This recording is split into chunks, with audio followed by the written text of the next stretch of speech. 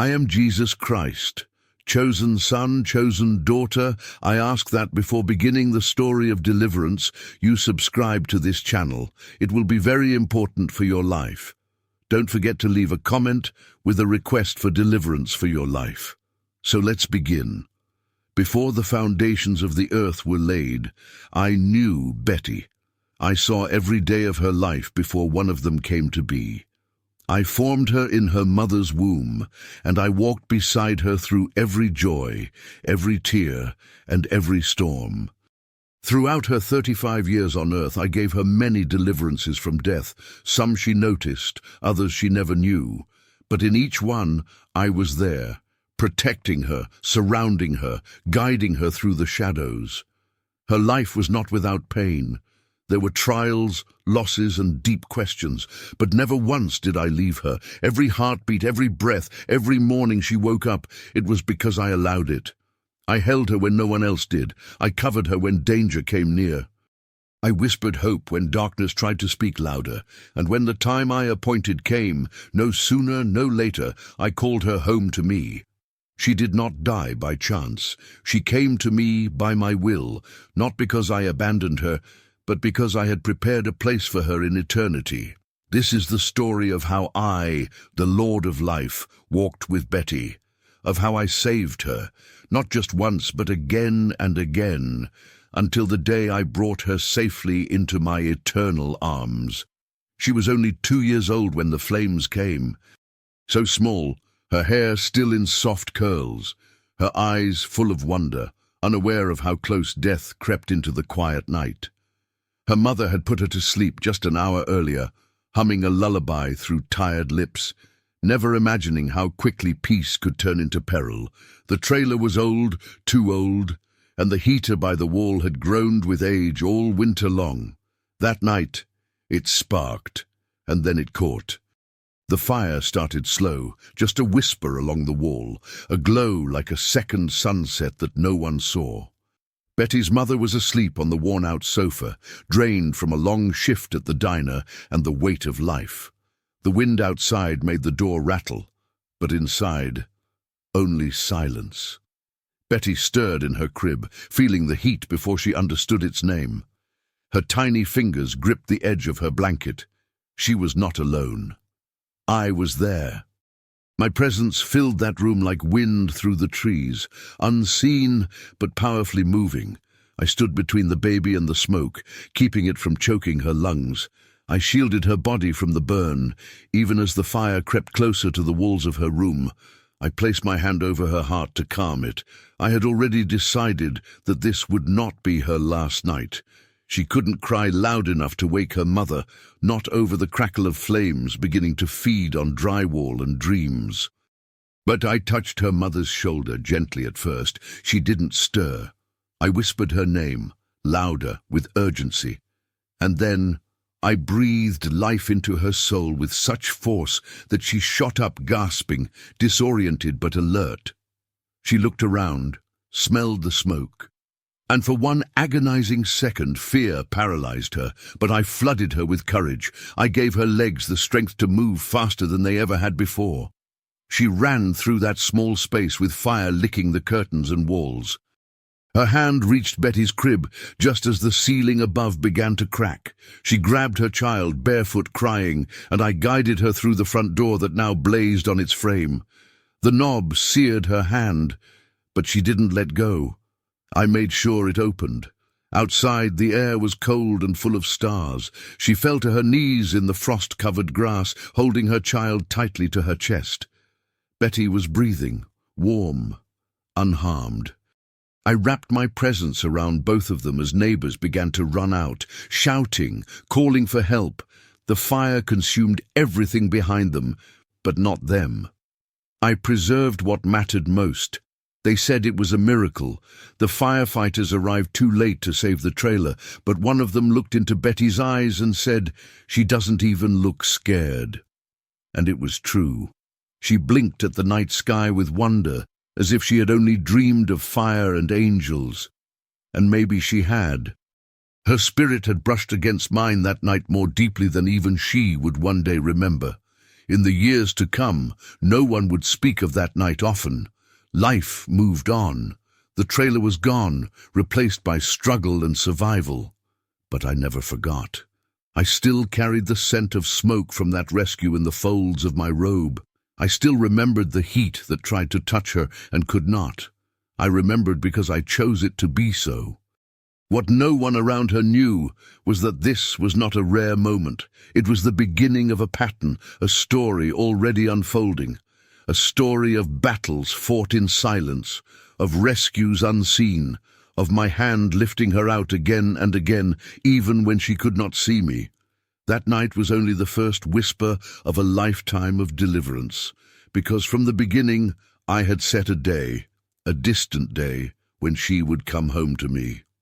And until that moment came, no fire, no accident, no force in heaven or on earth would be allowed to take her, not without passing through my hands. And that night, when death came early, I told it to wait, because she was still mine to protect. She was 5 years old and barefoot in the backyard, laughter spilling from her lips as easily as sunlight through the leaves. The sandbox behind her grandmother's house in North Carolina had become a kingdom, a castle, a secret land built entirely by the wonder of her imagination.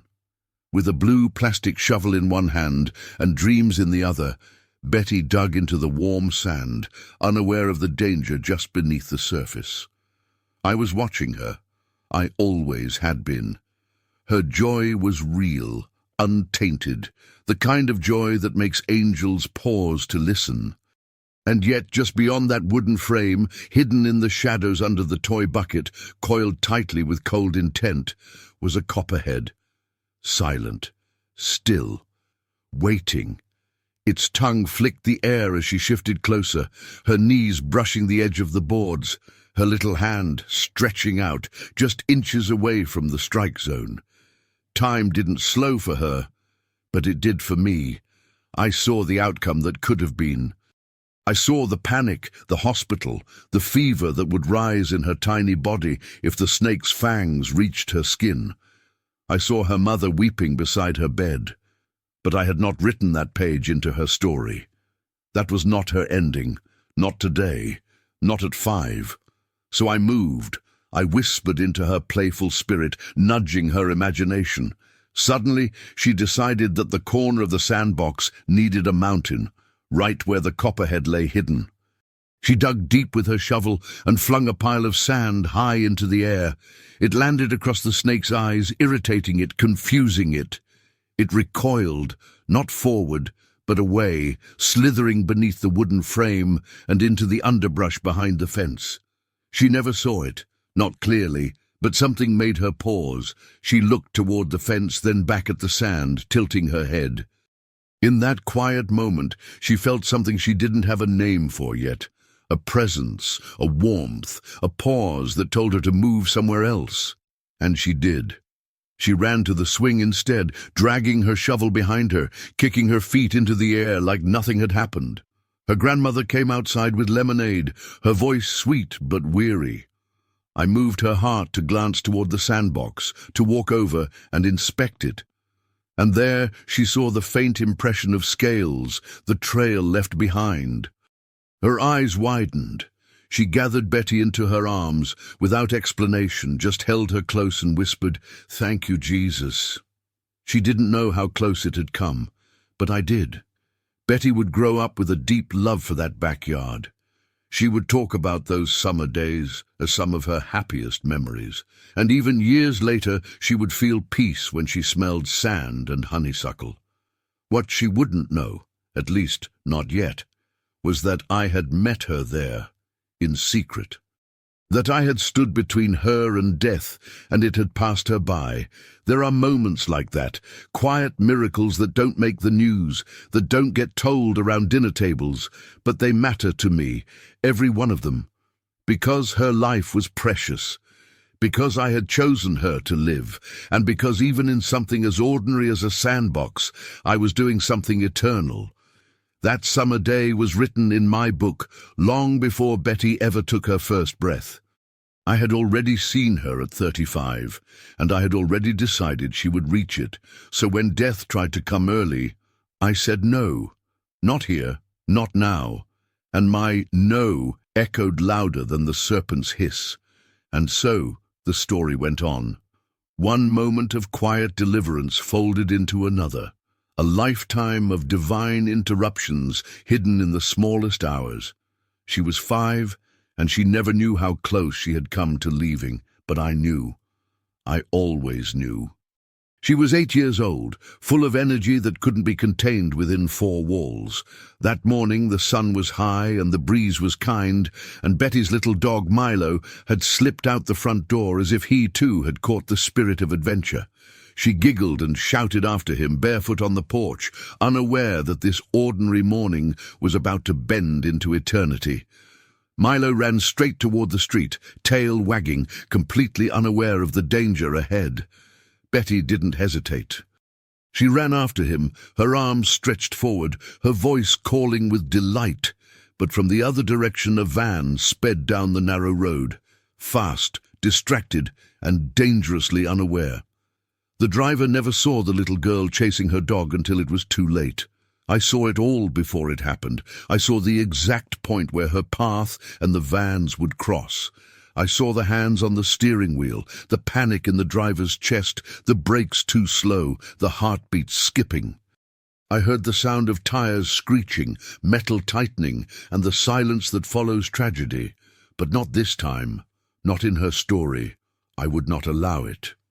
As she stepped off the curb, I placed my hand between her and the machine of steel and speed. I slowed the time around her, redirected the van's trajectory by a whisper's width, and pressed the brakes harder than the driver's foot ever could. The vehicle stopped just inches from her. So close, the heat of the engine brushed her skin. But Betty didn't scream. She just looked up, stunned, curious, unshaken. The driver got out trembling, swearing he had hit her. His hands were shaking as he knelt in front of her, expecting the worst. But Betty only tilted her head and smiled. "I'm okay," she said softly. "Milo's okay too." The dog circled her legs unharmed, wagging as if they'd all just played a game. But I knew better. I had stood between life and death in that split second, and death had been told to wait.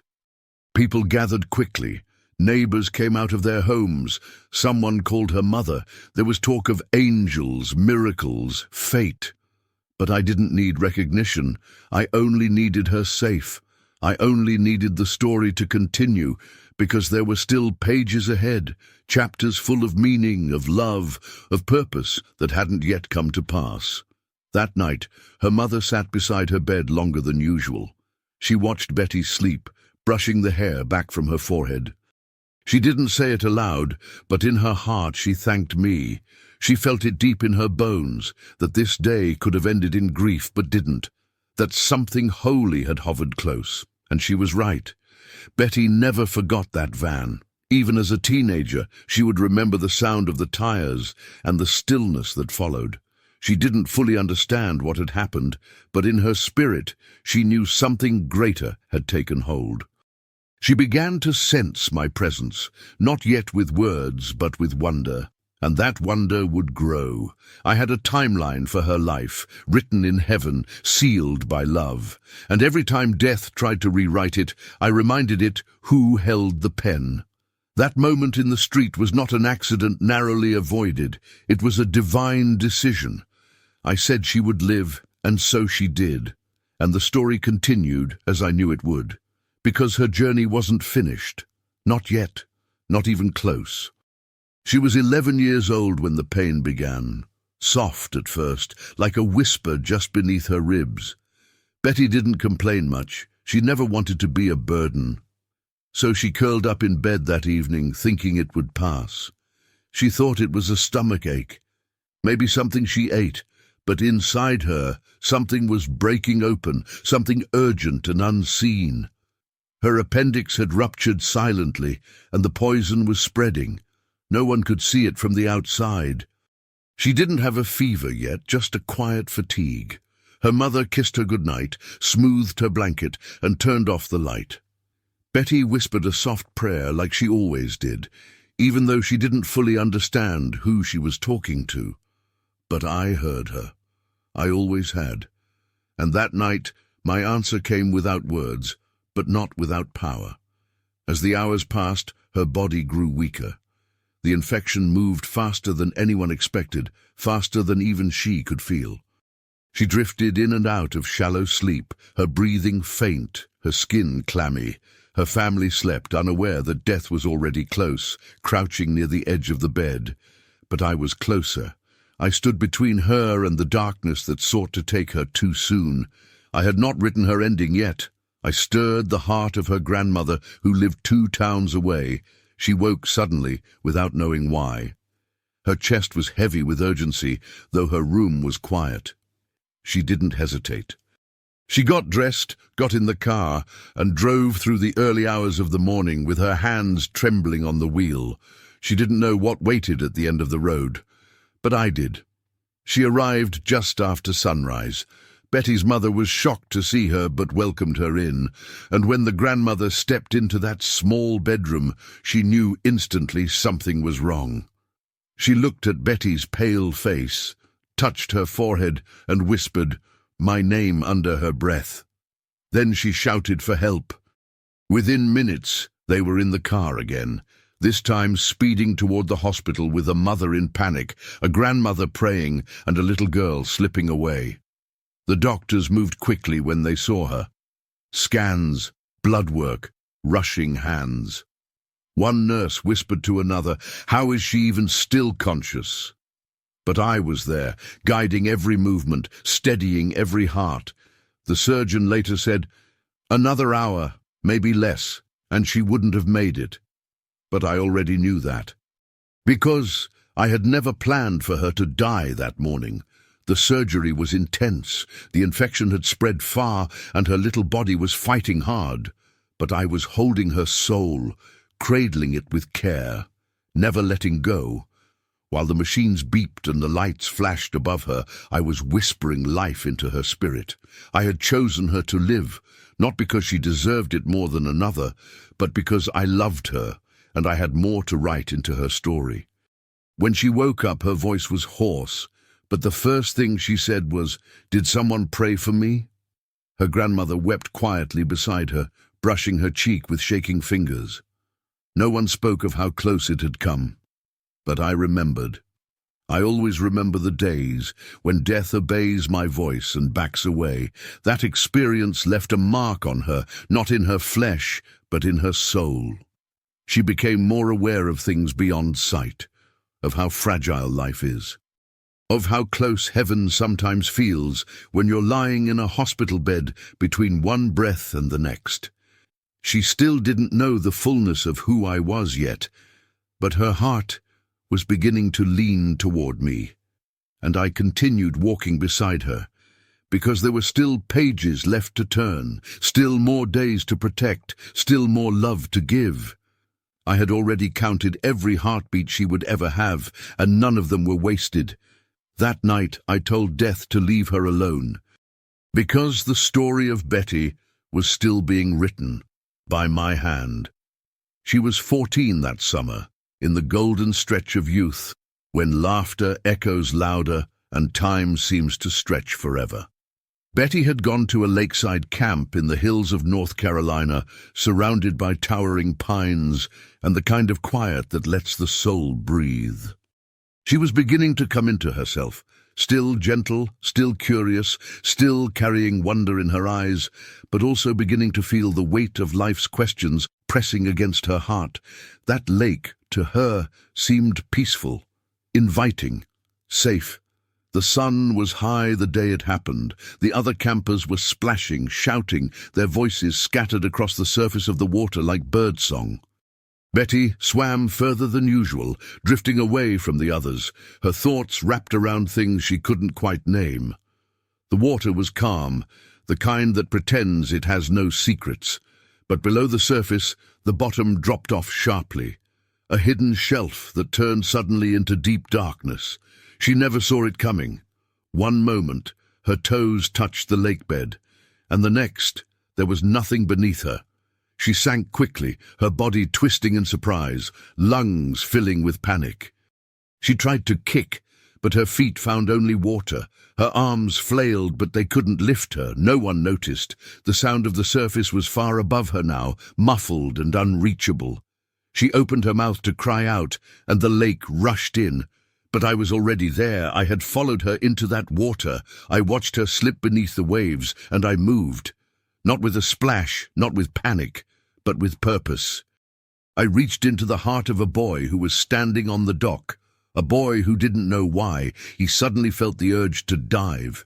He wasn't a friend. He wasn't even someone she liked. But I stirred something in him that he couldn't ignore. He dove in, head first, blindly, and swam straight toward where she had gone under. His foot brushed something soft, her leg. He turned sharply, reached down and grabbed hold of her wrist. She was limp now, slipping into unconsciousness. He pulled her upward with everything he had. His arms shook, his lungs burned, but I gave him strength beyond his own. The surface broke open with a gasp. She coughed, choked, blinked hard against the sky. Her body lay still on the edge of the lake, surrounded by screams and running feet. Camp counselors rushed in. Towels, hands, a call to the nurse. No one could understand how she had gone so far unnoticed, or how she had survived. But I knew, because I had made sure she would. That night in her bunk, long after the lights had gone out, and the room was filled with the breath of sleeping girls, Betty lay awake, staring at the wooden ceiling above her. Her heart beat slowly now, but it beat. And for the first time, she whispered to me, not a prayer she was taught, but one from her own soul. "Thank you," she said. Just that. But it reached me, and I treasured it. Something changed in her after that. She started asking deeper questions. She looked at the sky differently. She became more aware of the invisible, more open to the possibility that someone had been watching. She didn't yet understand the full weight of my love, but her heart was beginning to turn toward it, like a flower reaching for light. I saved her that day, not just from drowning in water, but from drowning in fear. I wanted her to know, even if she didn't have the words for it yet, that she was never alone, that in the deepest places, where no one else sees, I see, and I act. Because her life was still unfolding, her story still being written by my hand, not hers, and so she lived. Not because the lake had mercy, but because I did. Not because the boy was brave, but because I called him. And the story went on, flowing forward like that lake, sometimes calm, sometimes deep, but always under my watchful eye. She was 17 when the shadows took on a different shape, not physical but emotional. Betty had always been tender-hearted, longing to be loved, seen, understood, and in her quiet search for belonging, she met someone who promised to give her all of that. At first, he was charming, attentive, full of compliments, always nearby. But behind his smiles was control, behind his hand was anger, and behind his voice was fear waiting to be unmasked. At first, she thought it was her fault, that maybe if she stayed quieter, smiled more, gave in, things would get better. But they didn't. His voice grew sharper, his grip grew tighter. His moods turned like storms, unpredictable and terrifying. He began to isolate her, pulling her away from friends, from her mother, from the light she once carried so freely. She stopped laughing. She stopped praying. Her soul dimmed. But even when her voice fell silent, I never stopped speaking over her. I never stopped watching. I was in every tear she cried behind the closed door. I stood beside her as he shouted. I stood between them when he raised his fist, and though it struck fear, it never broke her bones because I was holding her. I knew this season too would pass, but I also knew she would need help to find the way out. One night, he exploded in rage over nothing, just a word, a glance. His eyes darkened and his hand lifted again, but this time something rose in her too. It wasn't rebellion, it wasn't hate. It was courage, planted there by me long before she ever met him. A voice inside her said, "Enough." It was my voice. She stood still, trembling, but didn't back down. "Don't touch me again," she whispered, and in that moment, heaven moved. She ran barefoot into the rain, heart pounding like thunder in her chest. She didn't know where she was going, only that she had to go. Her feet carried her down unfamiliar streets, through the dark, until she saw a small building with a light still on. A women's shelter, a safe place.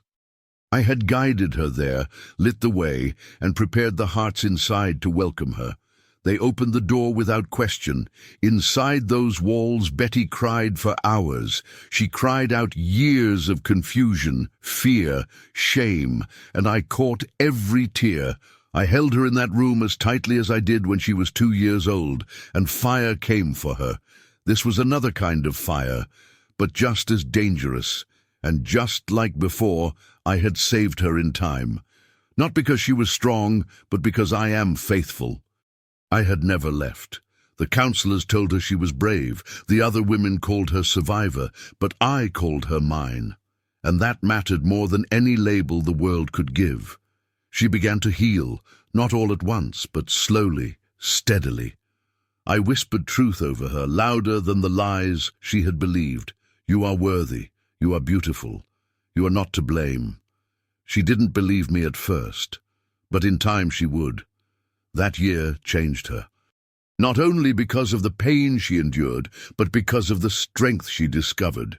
The kind that doesn't shout, but endures. The kind that learns to hope again, to trust again. The kind that knows, even in broken places, I still build beautiful things. She began to write again, to laugh again, to look people in the eye again. That was my doing too. And though scars remained, I never saw them as flaws.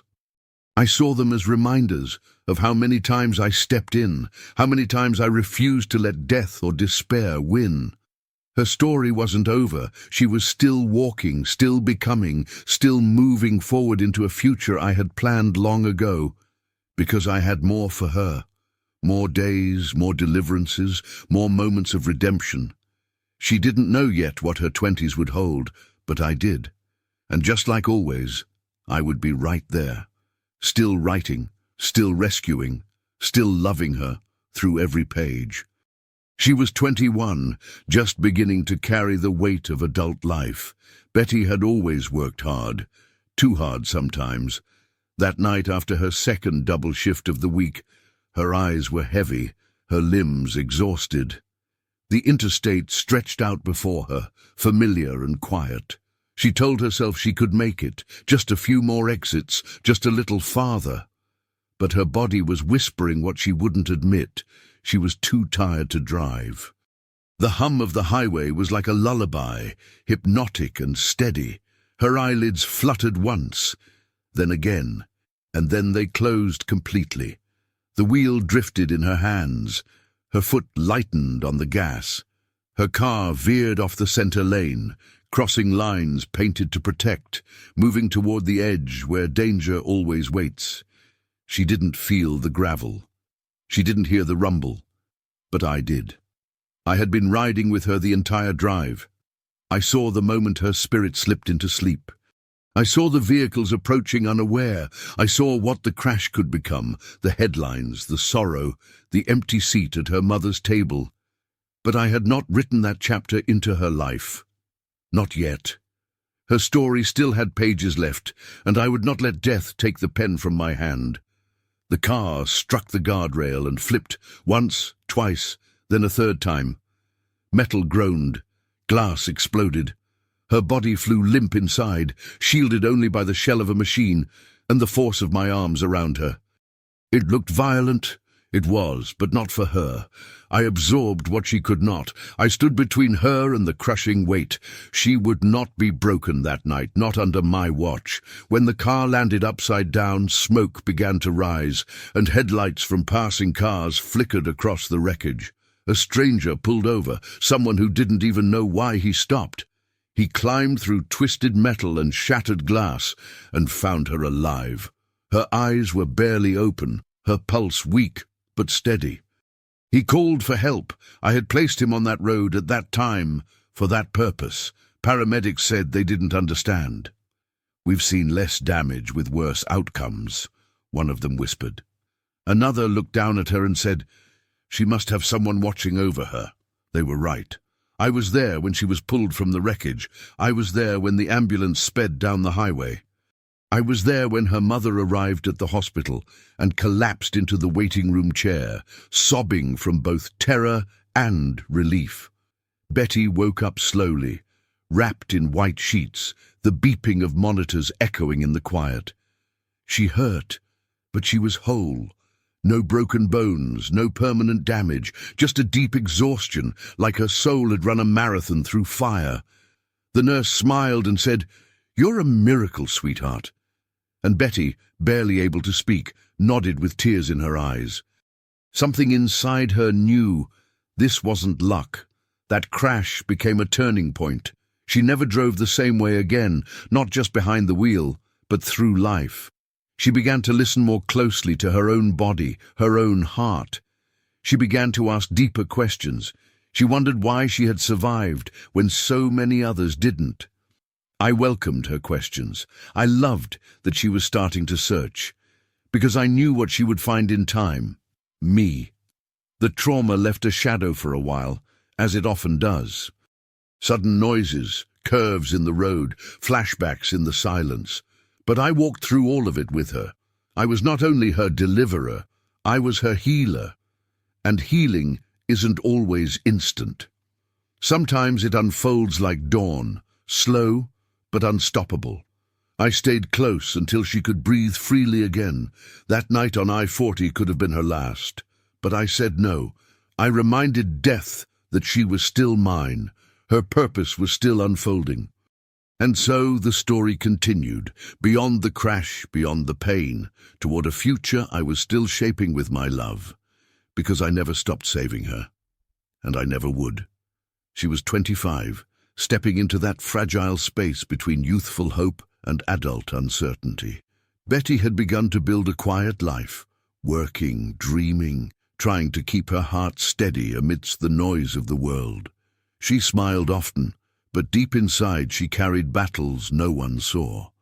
And then, one routine doctor's appointment shifted the rhythm of everything. It started with fatigue, nothing alarming at first, just a heaviness in her limbs and a fog in her mind.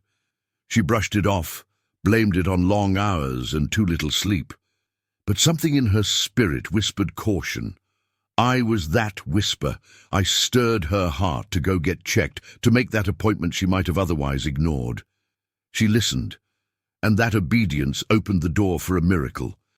The scan lit up more than expected, a mass, a shadow, something the doctors didn't like the look of. They spoke carefully, gently, but with concern. "It's likely a tumor," they said. "It looks aggressive." The word hung in the air like smoke. Betty nodded, but her world blurred. She left the office with a paper in one hand and a storm in her soul. Fear crept in quickly, whispering lies into the quiet. That night, she sat in her car under the dim glow of a parking lot, light, and wept. "Jesus, I don't know what to do," she whispered, and I was there, closer than her breath, closer than her fear.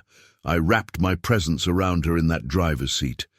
She couldn't see me, but she felt something settle in her chest that wasn't panic. It was peace, my peace, the kind that makes no sense but holds like anchor in a storm. The days that followed were slow and heavy. Blood work, specialist consultations, more imaging. The weight of what if hung over every waking moment. And yet, through it all, I was speaking, not through thunder, but through stillness. I was strengthening her spirit, building something deeper than her fear. Others prayed too, her mother, her pastor, even friends who didn't know how to say my name but tried anyway. When the final scans came in, the room fell silent. The doctor furrowed his brow, clicked through images, checked dates, cross-referenced results. "It's gone," he said. "There's nothing there." He showed her the side-by-side pictures, one with the mass, one completely clear. It must have been a shadow, or maybe an error, he added, more to himself than to her. But Betty knew. She knew better. It wasn't a mistake. It was me. I had touched what was growing in her body and erased it completely, not slowly, not through treatment, instantly. I did it quietly, because I didn't need an audience. I did it out of love, because her time wasn't up. She was still called, still chosen, still walking the path I had set before her, and no diagnosis could ever change that. She walked out of that office lighter than air, tears streaming down her face, laughter mingling with disbelief. "Thank you," she said under her breath, hand on her heart. For the first time, she said it not with desperation, but with awe. It was no longer just about being spared, it was about being seen. She knew now, deep in her bones, that I was watching her, healing her, loving her without condition. This moment shifted something in her. She began to live with more reverence, more courage. She stopped apologizing for her existence. She started speaking with more hope. Not everything became easy, but everything became clearer. She was marked by my mercy, and she would never forget it. There were more battles to come, more storms on the horizon. But that didn't scare me, because I already knew how I would walk her through them, one deliverance at a time, one miracle at a time. Her story was still unfolding, and I was still writing it, each page held in the hands that once healed the sick and now held her. She was 31, working late in the little shop she had come to love, a place filled with warm lights, the smell of candles and coffee, and shelves that held stories waiting to be found. Betty had built it from the ground up, not just as a business, but as a reflection of her own healing. She had worked hard to create a place of peace, never imagining that violence would one day try to shatter its calm. It was just after closing time, the lights dimmed, the doors locked, so she thought. She was counting the register, humming quietly, already picturing the comfort of home waiting for her. That's when the bell over the door rang. She looked up, confused. The man who entered didn't speak. He didn't need to. The look in his eyes said enough, and the gun in his hand said the rest. Time froze. Her breath caught. Her hands, once sorting dollar bills, now trembled in the air. "Open the drawer," he growled, his voice cold and desperate. The weight of the weapon pointed directly at her chest stole the air from the room. She could feel her heartbeat pounding against her ribs like a war drum, but through that fear, a whisper rose from deep inside her. "Say my name." So she did, softly. Jesus. It wasn't a shout. It wasn't a command. It was a plea born of countless moments of deliverance, a name she had come to trust, and as soon as it left her lips, everything shifted. The man flinched. His hand dropped ever so slightly. His eyes widened, not in anger, but in fear, as if he had seen something behind her, something invisible to her, but undeniable to him. What he saw, only he knows. But I was there. I stood behind her, my presence filling that little shop with a force no darkness could match. I let him feel the weight of holiness, let him sense a power that reached beyond bullets and bitterness, and for reasons he could not explain, he backed away. His steps were frantic now. He turned and fled, leaving behind silence and the echo of a miracle. Betty stood frozen, tears spilling down her cheeks before she even realized they'd begun. Her hands covered her face as her knees buckled gently beneath her. I caught her. Not physically, but spiritually. I surrounded her with peace so immediate, so deep, it felt like breath returning to lungs that had forgotten how to inhale. She didn't collapse. She didn't scream. She just whispered my name again, and this time it was worship. The police arrived minutes later, called by a customer who had seen the man leave in a panic. They found no prints, no real leads. "It's like he was scared off," the officer said. like something spooked him. Betty said nothing in response. But in her heart, she knew exactly what had happened. It wasn't something, it was someone. That night she lay awake, staring at the ceiling, wide-eyed, her body still trembling from the adrenaline. But through it all, a calm had settled over her, a holy calm. She knew, without question, that I had been in the room, not as an idea, not as a hope, but as a defender, real and present. I had not only preserved her life, I had reminded her who she belonged to. From that day on, her faith deepened in a way no sermon could have produced. She had faced death not in the abstract, but in the eyes of a man with a loaded weapon. And still, she lived. Not by luck, not by negotiation, but because I had said, "Not today." I had stood between her and destruction once again, as I had done since she was a child. There were still things ahead she could not yet see. Trials, joys, endings and beginnings. But one thing would never change: my presence. Because her life was still moving forward, guided by my hand, covered by my mercy, and I was not done showing her what love looks like when it wears the armor of protection. She was 35, and the world around her still saw her smile. Customers at the shop greeted her cheerfully. Friends said she was strong, resilient, always composed. But inside, Betty was unraveling. The weight of everything she had endured, survived, and carried silently for so long had begun to crush her spirit. The brave face she wore each day was only a mask now. Her prayers had grown quiet, her hope felt far away, and late at night, when no one could hear her, she cried the kind of tears that come from the deepest ache, tears I knew well. She never spoke the words aloud, but she thought them often. Maybe they'd all be better off without me. Shame wrapped itself around her like chains. The battles no one saw, the guilt, the memories, the wounds that hadn't healed the way she hoped, they shouted lies at her when the world fell silent. She had helped so many, encouraged others. But now, when she needed it most, she felt invisible, alone, empty. She started believing that her absence might feel lighter than her presence. I saw every thought. I heard every silent scream, and I never looked away. That night, she sat on the edge of her bed, trembling, the weight of despair pressing hard against her chest. She stared at the bottle on the nightstand. She stared at the darkness, but I stared at her, and I moved. Not with thunder, not with wind, but with a holy force more powerful than both. I sent light into that room, not visible to her eyes, but undeniable to her soul. A sudden stillness wrapped around her, warm, alive, undeniable. And my voice, gentle but unshakable, rose within her. "I'm still here." She dropped the bottle, fell to her knees. She didn't have words, only sobs that shook her whole body, and I knelt with her. I gathered her spirit in my arms like I had done so many times before. But this time, I didn't just rescue her from physical danger. I rescued her from the lie that she was unloved.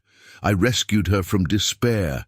I pulled her back from the cliff, not with force, but with compassion.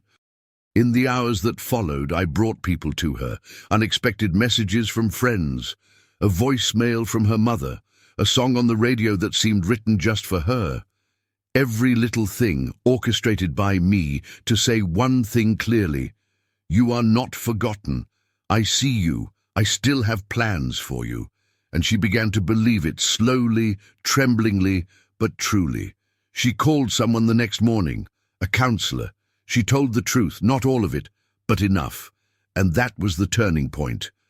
It wasn't dramatic. There was no instant healing, but there was a shift. Hope, like a flicker in the dark, began to grow again.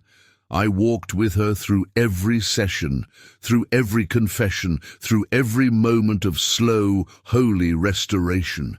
She began writing again, her thoughts, her prayers, her pain. And through the ink, she began to recognize my voice again. The same voice that had spoken to her in the fire, the water, the wreckage, the shadows.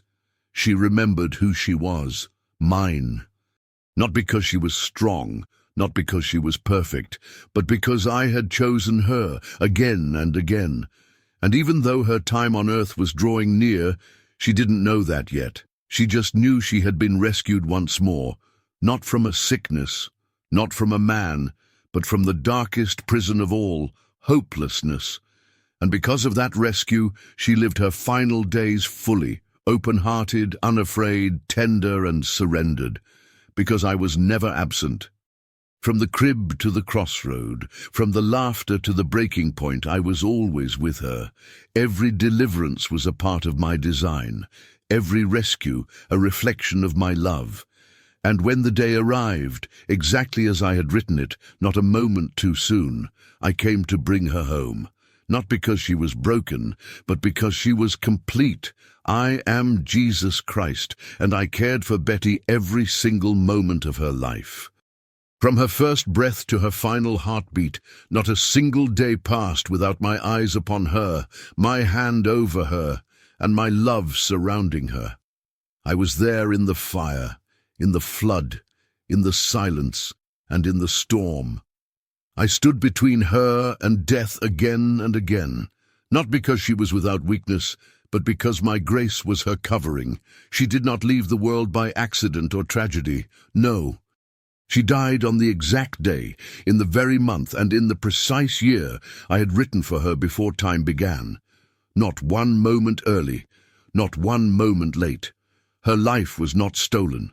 It was completed, beautifully, purposefully, perfectly. And on that appointed day, I came for her myself.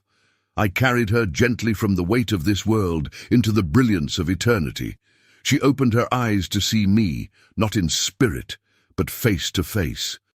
And now she lives forever in my arms, where there is no more pain, no more fear, no more night, only joy, only peace, only love. Betty is home, and she is mine, always. Today, we talk about Betty's life.